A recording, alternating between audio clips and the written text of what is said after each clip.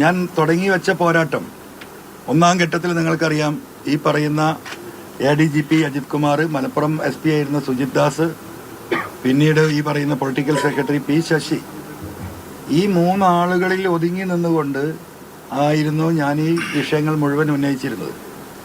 ഞാൻ അങ്ങനെ ഉന്നയിക്കാനുണ്ടായത് 2 സാഹചര്യമാണ്. ആ 2 സാഹചര്യങ്ങൾ എന്ന് പറയുന്നത്, ഒന്നാമത്തെ സാഹചര്യം സുജിത് ദാസിൻ്റെ ഇടപെടൽ മലപ്പുറം ജില്ലയിൽ, അദ്ദേഹം 3.5 വർഷക്കാലം അവിടെ SP ആയി നിന്നിരുന്ന കാലത്ത് അദ്ദേഹം ഏകപക്ഷീയമായിട്ട് ഒരു സമുദായത്തെ ക്രിമിനലുകളാക്കുന്ന ഒരു നിലപാട് സ്വീകരിച്ചുകൊണ്ട് പോകുന്നു. അനാവശ്യമായ കേസുകൾ, ഒരു ബൈക്കിൽ 3 ആൾ യാത്ര ചെയ്താൽ 3 ആളുകളുടെ പേരിൽ FIR ഇടുന്ന സാഹചര്യം ഉണ്ടാകുന്നു.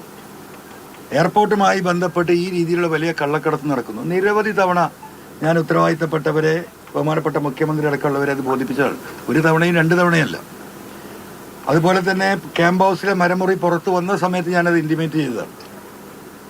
ഇങ്ങനെ നിൽക്കുന്ന ഘട്ടത്തിൽ ഈ വിഷയങ്ങൾ ചർച്ചയായി, പാർട്ടിക്കുള്ളിൽ ചർച്ചയായി, പാർട്ടിയുടെ ഉത്തരവാദിത്തപ്പെട്ട നേതാക്കളിൽ ചർച്ചയായി.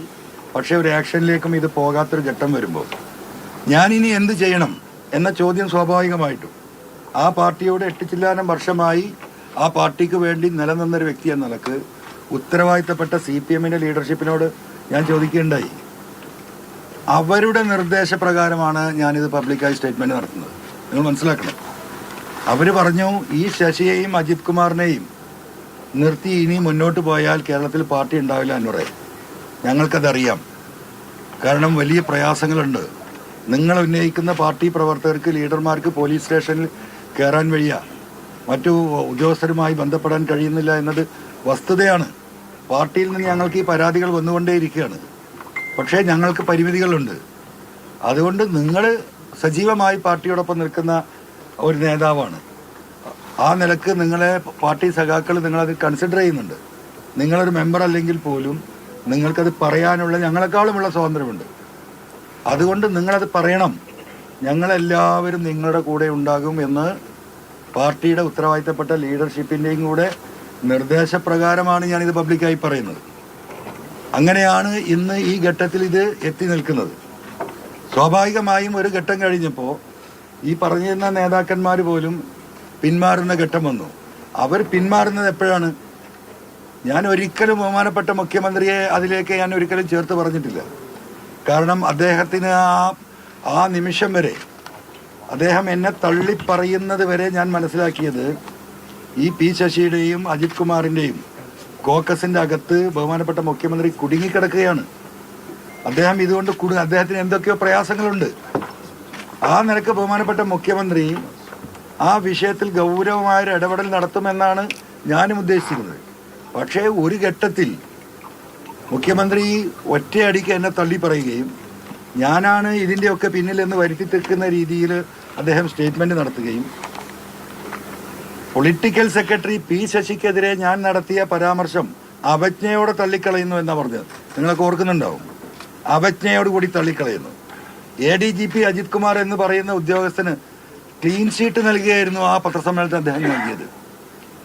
അപ്പോഴാണ് എനിക്ക് ഈ കാര്യങ്ങൾ ബോധ്യപ്പെടുന്നത്. അപ്പോൾ സ്വാഭാവികമായും പിന്നീടുള്ള എന്താ പറയുക, എൻ്റെ അന്വേഷണവും കണക്കുകൂട്ടലുകളുമാണ് ഈ കാര്യങ്ങൾ എത്തി നിൽക്കുന്നത് പിണറായി വിജയൻ എന്ന് പറയുന്ന കേരളത്തിൻ്റെ മുഖ്യമന്ത്രിയുടെ കുടുംബത്തിലാണ് എന്നത്.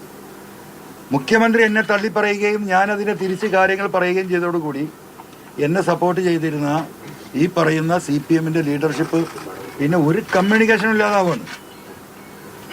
ആരാണോ എന്നെ ഇതിലേക്ക് നിയോഗിച്ചത് ആ ആളുകൾ പിന്നെ ഫോൺ എടുക്കാതാവുകയാണ്. ഞാൻ 2 ദിവസമേ ശ്രമിച്ചുള്ളൂ. 2ാമത്തെ ദിവസത്തോടു കൂടി ആ ഫോൺ വിളി ഞാൻ പരിപൂർണമായും നിർത്തി. കാരണം കമ്മ്യൂണിക്കേറ്റ് ചെയ്യാൻ അവർ ഉദ്ദേശിക്കുന്നില്ല എന്നും അവർ എന്താണ് ഉദ്ദേശിച്ചതെന്നും എനിക്ക് പരിപൂർണമായി ബോധ്യപ്പെടുകയാണ്. അവരുടെ ആവശ്യം ഇതൊരു പൊതു സമൂഹത്തിൻ്റെ ചർച്ചയിലേക്ക് കൊണ്ടുവന്ന് ആ ചർച്ച അങ്ങോട്ട് മുന്നോട്ട് പോയി പാർട്ടി സമ്മേളനങ്ങൾ നടക്കുന്ന ആ സമയത്ത് തന്നെയാണ്. ഈ ഘട്ടത്തിൽ നിങ്ങൾ പറയണം, പാർട്ടി സമ്മേളനം ആരംഭിക്കുകയാണ്, ഇത് ഗ്രൗണ്ടിൽ നിന്നാണ് ഈ ചർച്ചകൾ ഉയർന്നു വരേണ്ടത്. അതുകൊണ്ട് ഇനി നീട്ടിക്കൊണ്ടുപോകരുത്. ഈ പാർട്ടിയെ നിലനിർത്താൻ അതല്ലാതെ മാർഗമില്ല എന്ന് പറഞ്ഞവരാരും പിന്നെ എൻ്റെ ഫോൺ എടുക്കില്ല, എന്നെ അറിയില്ല. അപ്പോൾ അതാണ് ഒരു ഭാഗം. അത് നിങ്ങൾക്ക് ചോദിക്കാം, ഞാൻ പറഞ്ഞു കഴിഞ്ഞിട്ട് നിങ്ങൾക്ക് ചോദിക്കാം.